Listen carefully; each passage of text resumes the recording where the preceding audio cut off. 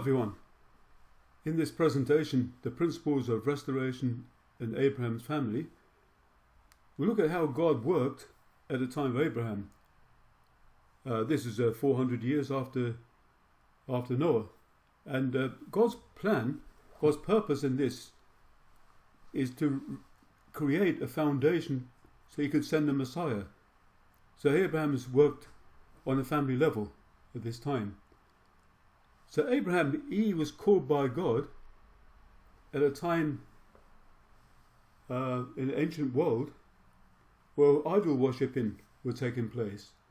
So Abraham's father was Terah, an idol maker, actually. But God called Abraham to go to a place they didn't even know he was going to go, which is going to be Canaan. But God wanted Abraham to lay the foundation of faith. So we'll look at this, how this took place. God asked Abraham to make an offering. Now, before the offering, it's very important to understand what this means. Before the offering, we're in a midway position, or as fallen persons, we're in a midway position. So there's no way, God can't claim a person because he's partly on Satan's side, partly evil, and Satan can't completely claim a person because there's goodness. So God can't work with a person who's in a midway position like this. So therefore, God asks a person to make a condition, an offering.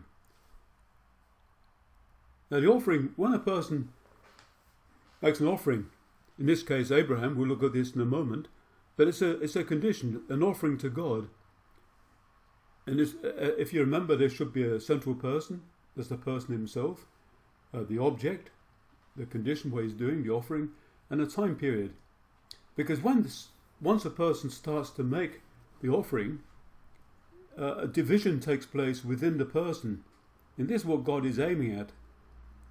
And this can be seen, for example, in the desire to continue making the offering. But there's also forces within the person giving the person a desire to give up. So this is where you can recognize God and Satan being divided within the person. So of course, if the person gives up, then there's no benefit at all.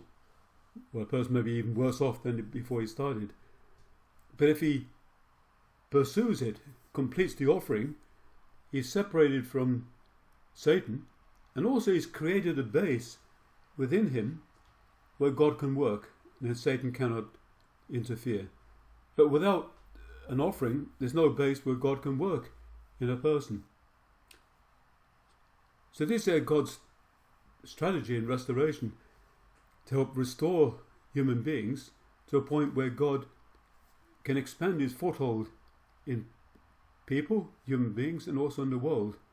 And this should continue until Satan loses his foothold altogether in the world. But God needs a pure object. This is the purpose of the offering. And as I said, it's the foundation of faith. Now, when God called Abraham, in Genesis 15:5-6, we see a passage where God speaks to Abraham, and he tells him to look at the stars and count the stars if he can. But he said, your descendants will be blessed like the stars in heaven, into a great nation, a glorious people. But then Abraham asked God, how can he know this? And then God told Abraham to make the offering. Now the offering was the deciding factor whether he could separate from Satan or not, whether his descendants will be blessed or not.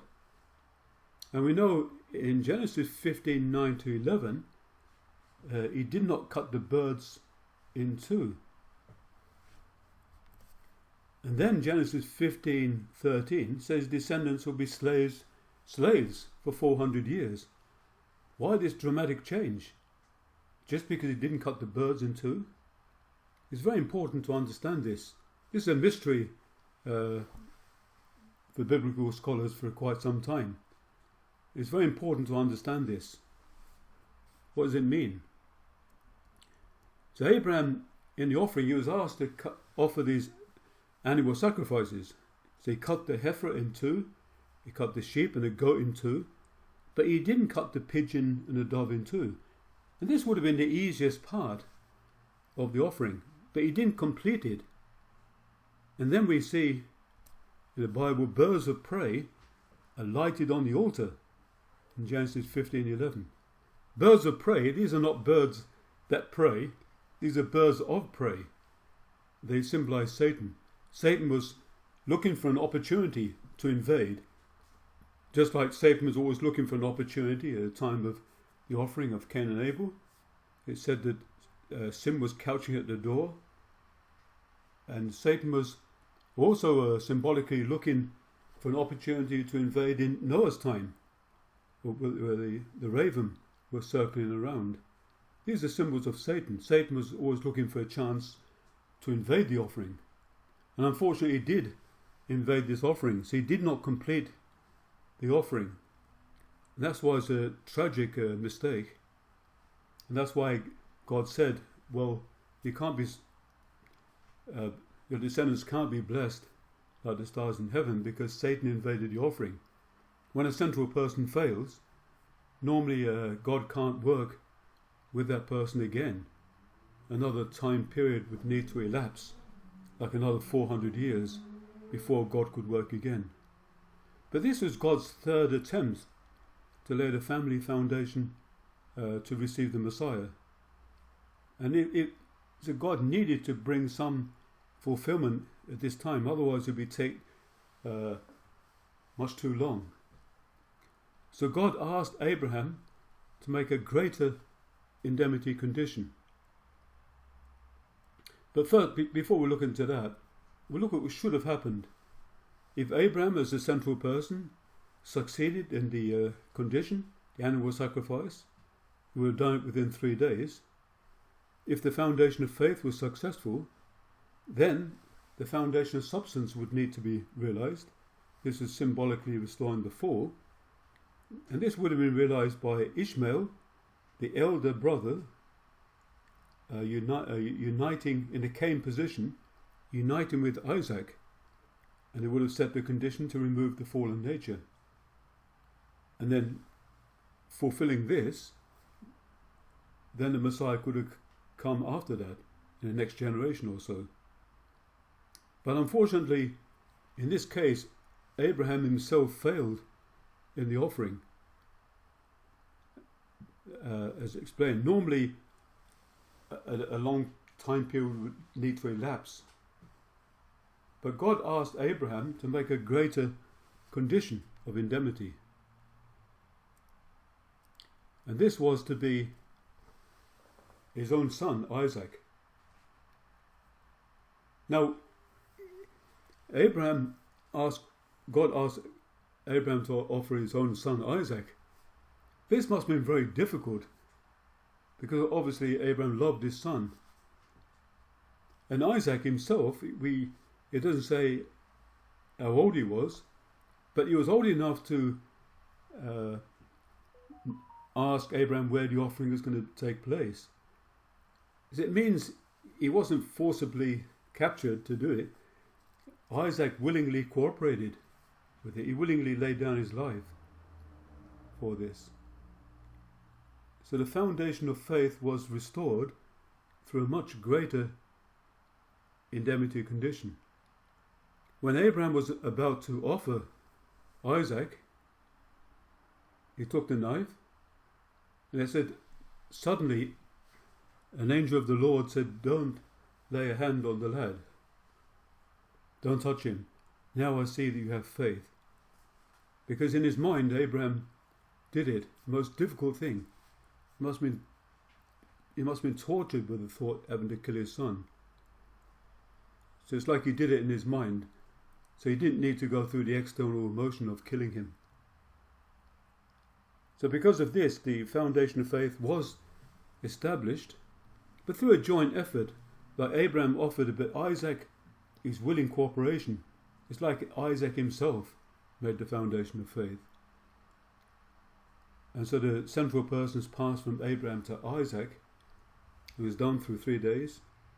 So the next thing, the foundation of substance needs to be realized. And this is passed on to Isaac's sons, Esau in the Cain position, and Jacob in the second-born son in the Abel position. But we'll look at this in the next presentation, in Jacob's course. But because of Abraham's and Isaac's incredible faith, they saved the providence at that time. And God could continue working in Abraham's family through 3 generations. So thank you for hearing this presentation. We'll continue next time, the next presentation, in Jacob's course. Jacob was the person who actually laid the foundation for the Messiah, and his name even changed to become Israel. So Jacob's course, his life, is very much linked to the chosen people of Israel. And Jacob himself was the foundation for that. But it was a joint effort between Abraham, Isaac and Jacob. So thank you very much. We'll continue the next presentation.